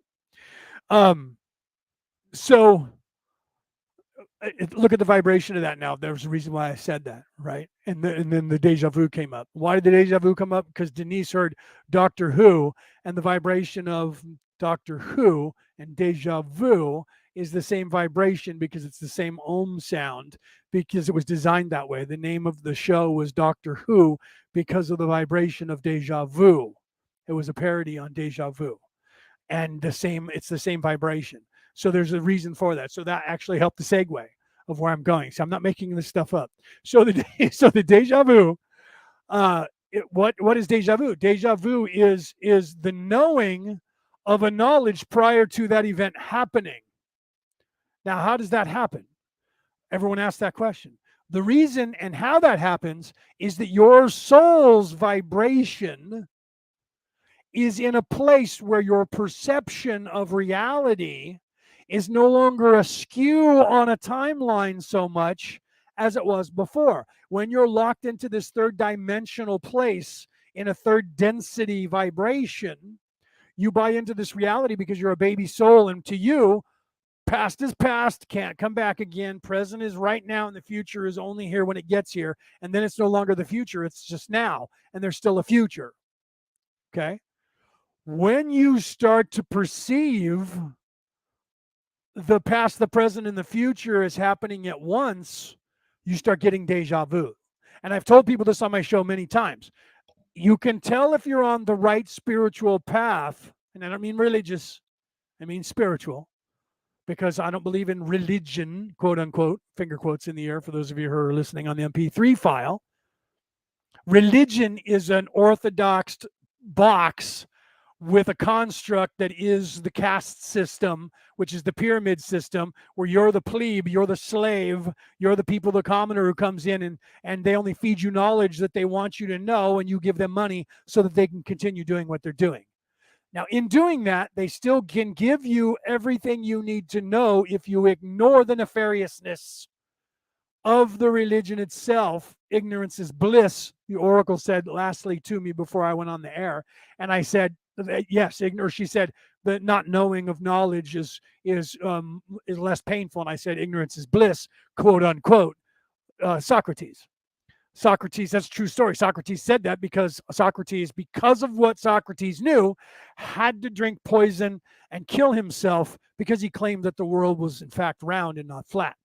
He understood, was enlightened to the knowledge of the universe. And when you become enlightened to that knowledge and you become an adult at that point, now what is the difference? Look up the IQ test and find out what is the IQ test based on. The IQ test is based on the fact that no human being is mentally maturer than the age of 18. Look that up. I'm not lying. So if you're less than 18 years old by maturity level, you're a child or just barely an adolescent. You're not an adult. When you become an adult, you are considered a genius. Why? Because all of the tricks and lies that are being told to children no longer affect you, and you see through those lies. And when you become an adult and realize the information that is there, the knowledge that was kept from you by the nefariousness and the creator on purpose for the test that is this place that you graduate from when you graduate in knowledge and vibration into adulthood, you then look back down on the rest of the children and think, I must help them. I must help the children. They're stuck. And that's what Socrates did, and he paid for it with his life. That's what Jesus did, and he paid for it with his life. That's what Muhammad did, and he almost paid for it with his life, but he ascended before they could kill him. That's what Mahatma Gandhi did, and he paid for it with his life. That's what Malcolm X did. That's what Martin Luther King did. They paid for it with their lives. That's what Stephen Biko did. Stephen Biko was, in fact, in charge of the movement, and Nelson Mandela was his right-hand man. Stephen Biko supposedly, quote unquote, finger quotes, hung himself in his cell by his own shoelaces. Sound familiar? Jeffrey Epstein hanging himself with a sheet. Sound familiar? A form of suicide that everyone would buy if they found him hanging in his cell. And there's 2 inept guards left on duty who fell asleep at the same time as the computers stopped recording all of the cells so that nobody saw him hang himself, but they found him later. And his roommate was removed from the cell so that he wouldn't stop him or whatever, and was not there to see it. And then all of a sudden, why was he removed? And why were the cameras off? And why were 2 people asleep on the job in Rikers Island? I don't know, but all of that happened right when the guy who was blackmailing all of the rich and the elite was in custody and said he was going to sing like a songbird. Anyways, so all of those people paid with their lives, excluding Epstein, because Epstein, in fact, paid because he was nefarious and evil, and the evil people killed him to shut him up. because they became adults. Now, what does it have to do with deja vu? Again, when your vibration is getting closer to that level and you're no longer a child soul, you're starting to become an adolescent soul, you're a teenager. As you get closer to what's when the teen years, 19, right? Then you're 20, no longer a teenager. You're now considered what? An adult because you're no longer a teen. So, but in most places, you're considered an adult before that, even when you are a teen and you've been that your whole lives anywhere else besides the United States of America, where white people are now. They're trying to make it so that you're not an adult until later and later and later and later in life. They want you to be 30, 40, 50, 60. They don't want you to be an adult. Do you see? They don't want you to be an adult. They want you to stay a child because their lives work. So if you're now looking at the news and technology and listening to people talk in movies and on television, and you're going, what that's bullshit. That's a complete lie. What? Wow, when did they start doing this? They've been doing it for about 127,000 years. Okay. You're just privy to it for the first time in this lifetime. That is because you are starting to vibrate closer and closer to an adult level. As you do that, your vibration starts not being in the third dimension, where past, present, and future happens independently and not at the same time. Everywhere else after the third dimension, past, present, and future, the third density, past, present, and future, all happens at the same time simultaneously right now. So the closer you get to that, the more deja vus you get. Okay. Now, if you were in the same place and say died and was resurrected fast enough, you could get a deja vu because you've done this before and been in the same place before. That rarely happens except for now within the last 30 or 40 years, because prior to that, when you died, it took 100 years before you came back into a new body so that you wouldn't, in fact, run into that shit, because the quicker you ran into that shit, the quicker, pardon my English, pardon my American, the quicker you would wake up. So you're supposed to wake up in your own time. That's like in Star Trek. That's the golden rule, the prime directive. You can't interfere with the natural evolution of a race of people or a being. The same thing goes for the human soul, or for a soul, in this case human, because you're on this planet. For a soul, when in third dimensional, in this state. So you won't come back through too quickly and remember everything by being born, say, to the same family and going, wow, my father was my son and now he's my father. That would trigger you to wake up too quickly. So that didn't happen at any other time except in the past 30 to 40 years, because we're down at the end of it. So now everybody that dies, they come back within a month, 2 months, 6 months, or less, or a year.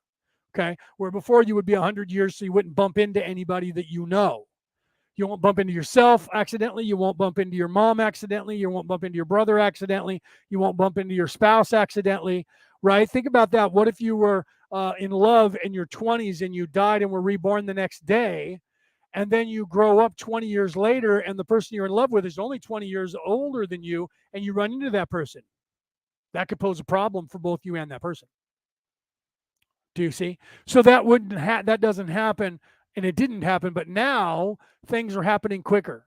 Okay. So it is possible that you're getting a deja vu of knowing where you were going to Chinatown, because that Chinatown area and the shop could have still been there 20 or 30 or 40 or 50 years ago, but it's highly unlikely.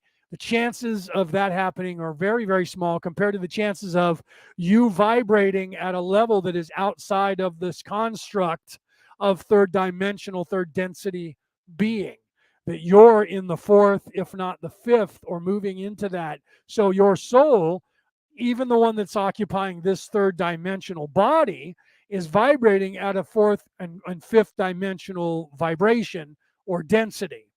That's what everybody's talking about when they say we're about to move from 3D to 5D or 6D. It's not the actual construct of this place, although it is in fact also that, but that's the byproduct of us moving up in the density. The byproduct is this soul that's occupying this body. The reason for the near-death experiences, the reason for getting back to that, I didn't forget, getting back to, you're welcome, hopefully I explained that. So your deja vu is because you're vibrating at a higher level and you get more and more of those. That's how you know you're on the right path, is you're getting more and more deja vus. The more and more you get of those, whatever you're doing, keep doing that, because that's taking you down the right path. And I don't mean like raping and murdering unless you're evil. And then, yeah, that's that too. Okay. So the construct of where you're at, this human body that you're in, is vibrating at a third dimensional, third density level. The soul that you've come in with, if you're not indigenous here, if you're a wanderer or a walk-in, your soul comes from a higher vibration, fourth or fifth or sixth. Usually not quite sixth, usually fourth or fifth. And then people come from fourth or fifth, and sometimes more. Okay, the Nepal came from, did I say that right? Natal. Came from the 11th. All the way back down here and are occupying here. Most of the wanderers that are here are, in fact, them. Okay.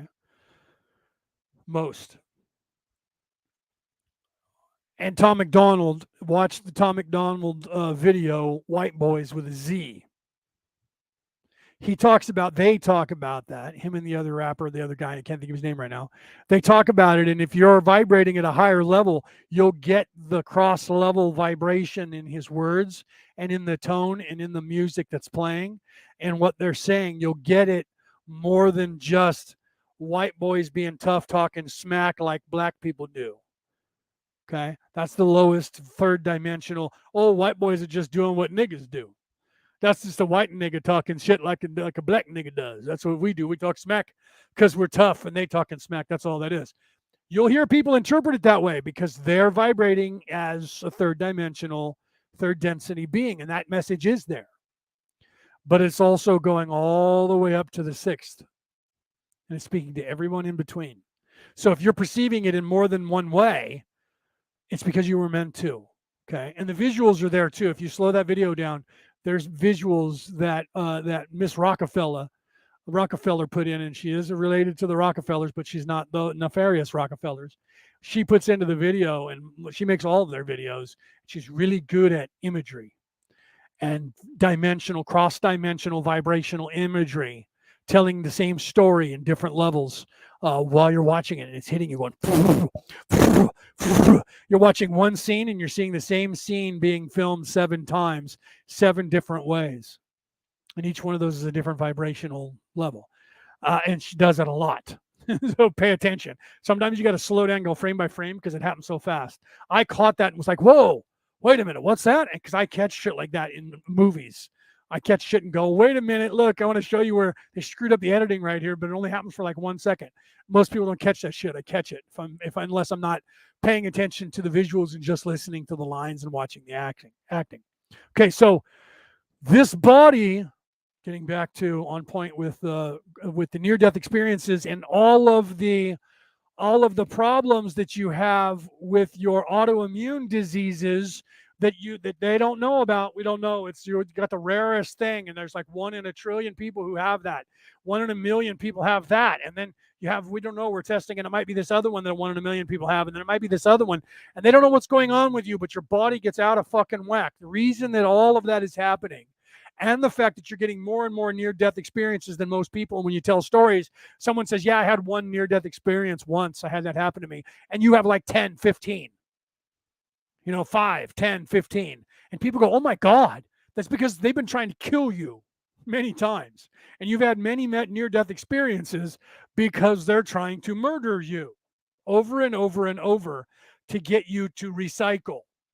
Okay. And then your vibration is too high for this body's construct in this matrix. So your soul comes into a place that is third dimensional, third density on this planet. And the third dimensional, third density vibration was supposed to end and no longer be here. There wasn't supposed to be humans living in this form, in this vibration on this planet anymore. That was supposed to happen or supposed to end more than 75 years ago, and some say as much as 100,000 years ago. But I believe that it was more than that. It was probably close to that. It was when not too long after the Atlanteans took control of the planet. Okay, so that we're looking at about 127,000 years ago. We got stuck really quickly. They stuck us, and they're trying to make you believe that this AI God has been around all that time. AI wasn't even invented on this planet until 1994. So there couldn't have been an AI God prior to that. AI God is not immortal. It didn't exist by itself and create itself. They want you to believe that, just like the devil, because the devil is now morphing into the AI God because everybody from all the programming, it's the next construct of the devil moving into more and more reality in people's minds. They created the hell so that you would send everybody to that and you would believe in hell and you were scared to go there. That created hell and makes it stay a thing.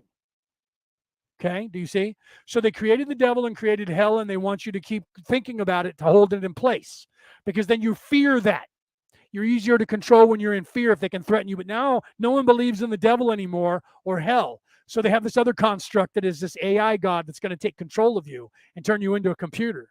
And then everybody started fearing that, but then they started going, no, no. And then the people that were telling the stories about that, I talk about the writer of The Matrix, the movie The Matrix, and they stole all of that information from him and wrote the movies The Matrix and all the movies The Matrix, and then turned the AI God into a good holy God that wasn't evil, and that the devil was a construct that was equal to what? The Savior character, which is Neo, who became the Jesus character or the Savior character or the hero character.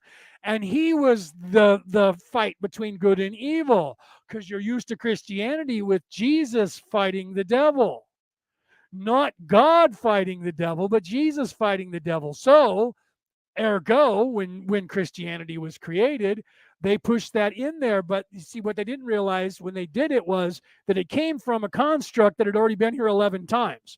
So even if the Romans created Jesus Christ, it was intended because it was already written 11 times, and they based all of their antics to create the Jesus character, if in fact that is true, on the other 11 stories, which continued the cycle of 12.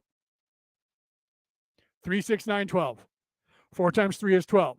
3 plus 3 equals 6. 6 plus 3 equals 9. 9 plus 3 equals 12. Jesus was the one who had 12 apostles. God is at the center. Jesus is at the center. 3, 6, 9, 12. The 3 and the 6 and the 9, according to Thoth and the Emerald Tablets, the way to God is through the center. The way to heaven is through me, Jesus said. The way to God is through the center. The way to Valhalla is crossing the Bifrost, the rainbow bridge. And what is Bifrost? What is the rainbow? The rainbow is the crossing between this, from this veil, from this place to the next veil, from Midgard to Asgard, going to the center point of the universe. What? Okay, so your deja vu, as you become closer to reality happening all at once, you start to perceive it that way. That's your deja vus. As you vibrate higher and you start to learn this knowledge, and you can translate this knowledge, the only way you can translate it is like magic with a K. For those of you who know anything about paganism, Wiccanism, Druidism, any magic use, real magic use, not that sleight of hand card stuff that they do, which is just tricks and hiding things in a machine you strap to your body under your clothes. Real magic. High magic is magic with a K. Okay? The knowledge you gain to work with high magic is the same knowledge you gain when you understand not the 3 plus the 3 equaling the 6, or the 6 plus the 3 equaling the 9, or it's the 9 equaling the 12 and the 12 equaling the 1. That's the real knowledge. As you go from learning as a baby soul, that's you as 3. And then when you actually start to understand, understand, get, figure out time and space, that's 3 plus 3 equaling 6. Now I understand 6. I get 6. What's beyond 6? As your understanding and your vibration goes up, you start realizing that my intention, because I'm part of the creation, can control time and space. That's this reality. I'm a co-creator. Once I learn that I'm a co-creator, I take my intention, which is, what is the creation? The creation is the logos. What is logos? Logos is love. Logos is the word of God. The word of God was love. Love is the creation. I can only create through my heart, through love. When I realize that, I can then take my intention with the 6 energy, which is all of space and time, and I can make it the 9 energy, the hex boson, the God energy. What is that? That's the creation energy of the universe. I can create with this. But how do I do that? Again, only through the knowledge of balancing all of my chakras so that the crystalline structure becomes that of my heart chakra, becomes crystalline, and the more crystalline that it becomes, the more Kundalini energy. What does Kundalini mean? Look that up. The Kundalini energy, as it goes through my heart, but has to go through my mind, the chakra that is the third eye, for me to perceive the universe, to understand or understand or get that 9 energy is the creation, not just of space and time, but of all of the universe. So for me to fathom that and to understand that, I have to know that my energy, 3 plus the 9 energy, becomes the creation itself, which is the 12 energy. And then once I get that, then I go, well, what's beyond that? And again, my energy as the creator, my love with the energy of the universal mind that creates the entire universe, is me. I am the creator. That is the one. Do you see? The same thing happens with your experience in the now. When you perceive reality as no longer separated into this childlike reality of perception, you then start to realize that there is no time. There is only now and only space. And space is only that which is a distance between one place and the other for me to go. And I can go from one place to the other instantaneously because I am that space. That's the learning of the 12. And then beyond that is the 13 or the 1. It doesn't go to 15. So how many, where? In the third dimensional, third density. So then where am I when I'm back to God? Past 12 to the 13 or the 1 through the center. How long will it take me to get there? Well, if I'm almost to 6 now, I can do it before I die in this lifetime. Because you're thinking in linear time that is here in this construct, and that the small little teeny baby time that it took you to realize what I just said, you think that that means that you're in a place in the 6th dimension, 6th density, when that's halfway to God. You'll get there in about 1,000,000 years. By our time, by our perception of time. Maybe 1,000,000,000 years by our perception of time. But once you leave this place, all of that perception of time is an instant. It's a heartbeat. It only tracks when you're here, because we're moving so fast in our vibration that we're almost moving as fast as light. Therefore, everything slows down and is exaggerated, and the future is way in front of us, and the past is way behind us, and the present is now. Once we get outside of this space, it goes boom, whoop, and it's happening now, and there is no time. So therefore, this construct of 1,000,000,000 years or 7,000,000,000 years from now is literally, in my perception, now. But for me to explain it, how long that would take for someone in this place, it would be about 7-8 billion years if I stayed here and tried to get there, or tried to figure out how far that is for me to travel in this linear timeline. So the whole weirding thing on the subatomic level, which is the microcosm, which is here, to the macrocosm, makes us think that it's so far ahead of us that we'll never get there, and it'll be 100 million lifetimes. It's not. But it's not this lifetime. It's not the one inside this body that you're here. Okay. And it does take a long time. It does take a long time. By our time, it takes a fucking long ass time. Okay. Yeah, let's say it's a evil entity, right? Well, evil is an evil entity, right? But it's only designed to play a part here in this construct. It's designed to be here, but it's trying to pretend that it can break out from here. But it can't because it was designed with a beginning, a middle, and an end. That's why the devil will be unleashed on the world for a time.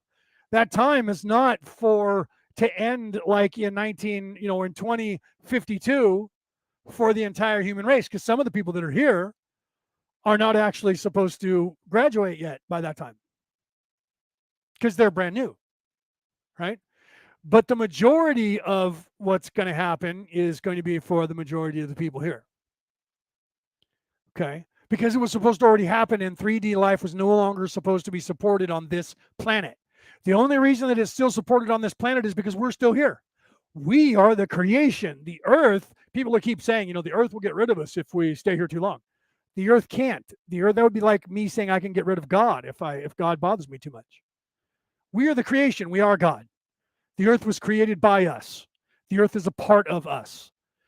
Is it kind of hurting the earth? Yeah, but the earth is going through the same transformation that we're going through. Okay. So even though Gaia was not supposed to be sustaining our lives are being kept here on purpose because it wasn't done just by nefariousness. Otherwise, all of this information that was locked away by God, by the creator, would have not have been locked away, and it would have been given to us 10,000 years ago, 5,000 years ago, but it wasn't. It was designed for now because we were supposed to be locked up until now. So those of us who came here to help are assisting, but the truth is we weren't really needed because it was all designed to end when it was supposed to end. But for it to work and for nefariousness to think they had a shot, we had to come here to help. Because if no one came to help, evil wouldn't buy that they might have a shot. This whole thing is a scenario. And the scenario got some of us to come back down here from a higher plane when we didn't really need to. But the scenario that was created by the creator was designed so that some of us did come here for this to play out. So even those of us who were here were re-trapped by a scenario for children even after we were already graduated.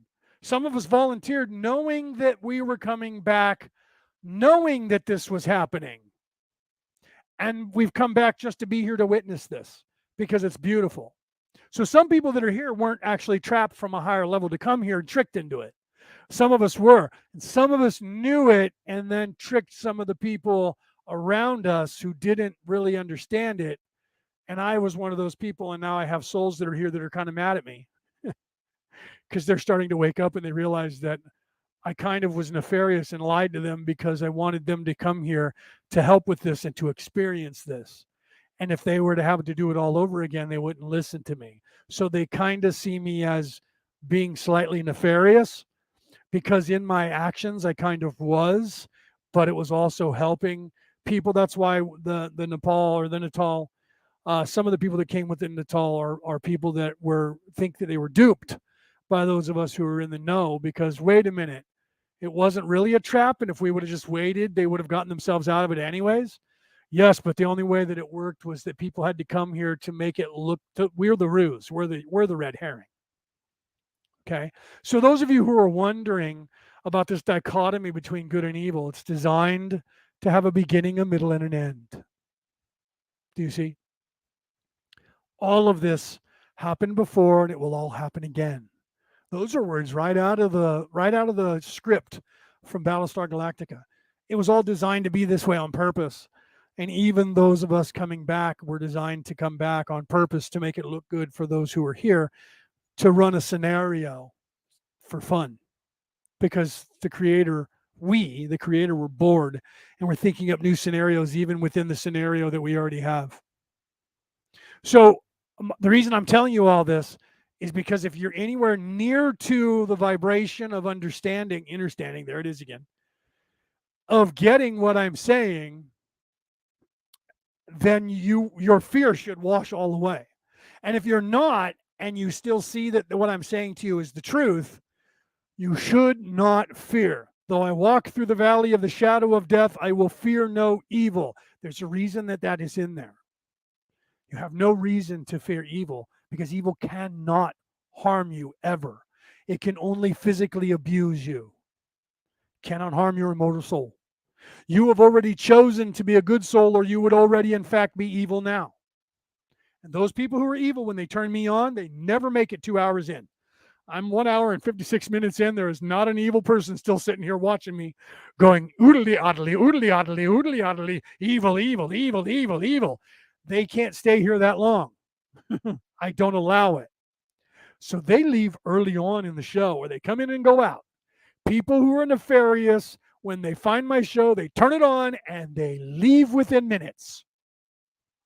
People who meet me are the same way. They hate my guts, they want to kill me, and they leave within minutes. Or they try to kill me. Right? It's not fear. Penny says it's not fear, it's the human headache that gets me, right? Yeah. Right. Headaches hurt. Right. I don't get them very often. But when you do, headaches hurt. Right. You know where that came from? That came from the Vikings, and they never said a headache. They said head. Oh, I have a head. I have a head. My head. And then they would say it hurts, and then eventually the word ache came in, and then it became synonymous. You had a headache. It was because of drinking. That's where it came from. Firstly, right? Because of drinking and the problems with that. Right. Heartache. Oh, okay. Well, heartache is part of growing. It's part of loving. I didn't see it. Did it say headache? It said heartache, and I read it without my glasses. I apologize. Heartache. Heartache is part of the learning to love. You can't truly love without having your heart broken. It's the negative side to understand or understand and get truly the positive side. You can't truly understand what love is until it's been taken from you. So you have to have heartache to understand your heart. It's the same with everything. That's why there has to be good and evil. There has to be the opposite and negative to everything. There has to be sadness so that you understand how good goodness is. You have to have heartbreak and heartache to understand what love and true love really is. So everything that happens to you is for a positive, not a negative. We just try to focus more on the negative because the negative side is trying to focus us on the negative all the time. Everything they do is hell-bent on focusing us on the negative, programming us, programs on television, the news, radio, internet. It's all programmed to make you see negative, negative, negative, negative, negative, not just the positive, not any positive. The news itself gives you one positive thing for an hour of negative. It's designed that way on purpose. So when something hurts, you see that as, and you go, oh, that ache and that pain of the hurting of my heart is worse than any love I could feel. No, it's not. It's so much the opposite of love that you understand how opposite it is. But when you feel that love again, you don't think that love is the opposite of all of that hurt. Because you've been taught that the opposite of love is not anti-love, it's hate. So you think that hate is the opposite of love, not heartache. That's where you're wrong. Hate is the opposite of goodness and holiness, not love. It's not love or hate. It's love or no love, love or lack of love, love or heartbreak. That's the opposite to love, not hate. Hate is the opposite of good. Light is the opposite of darkness. Darkness isn't the opposite of love. Love is the opposite of darkness. Why is that? Because love is so much bigger than darkness. Darkness can only go to the 6th density, halfway through that. Love is forever and can go to the 1. That's twice, more than twice. Because what? From 6 plus 6 is only 12. 6 plus 3 is 1. So you have to be past 12 to the 13. Half of 6 or double 6 halfway through is not 13. It's only halfway through 12. Do you see? But that other half is as big as a hole to make it to the one. That's the 13. That's you. You're the 13th warrior. Look up Michael Crichton's book, The 13th Warrior, or watch the movie. You're the 13th warrior. That's what he's trying to tell you. Jesus tried to tell you that too. Every person from every book, and I'll end there, every person from every scroll who was the hero character, the savior character, was trying to empower you and tell you you are the savior you're waiting for. You're me. I'm you. Jesus was trying to tell you that. Don't look to the churches. They're not your savior. You are. Look within you. That's why they killed him, because of his message. It wasn't put your ass in our seats and pay the tithing. That's what all the other religions are now. Get your ass in our synagogue or in our church, sit your ass here and give us money so that our asses don't have to work for a living and we can sit around and have you slaves do all the work for us. In fact, you'll pay us to wear $1 million robe and say that we're the holy God on earth. Okay. I love you guys. Share this out, share this out, share this out. This is Orion Rising. I'm your host, Leonard O'Neill. Good morning, good afternoon, good evening, or good morrow, depending on where in the world you are or when in your reality you are tuning into this show. Have a great night. I will see you guys Wednesday for Skull Island, if not before for some weird reason, right? Otherwise, I'll be back on Skull Island Wednesday at 4 p.m. And then I'll be back here again on Orion Rising next week. Share this out. If you think that I'm full of crap, you won't eventually. It's like in the vampire movies, right? With the Lycans, when at the very beginning you meet the hunter and she's the star of the show, and when she finds out that the vampire is working with the Lycans, she goes to waken up the head of the coven to tell him, and he says, Celine, one day you're going to agree with me. You will understand what, and you think he's the evil, the devil. 4 movies later, you realize he's the freaking guy who's trying to save all of humanity and all of both races, the Lycans and the vampires. And he gets killed for it. And then she realizes that he was right. So things are, no, but don't judge a book by its cover.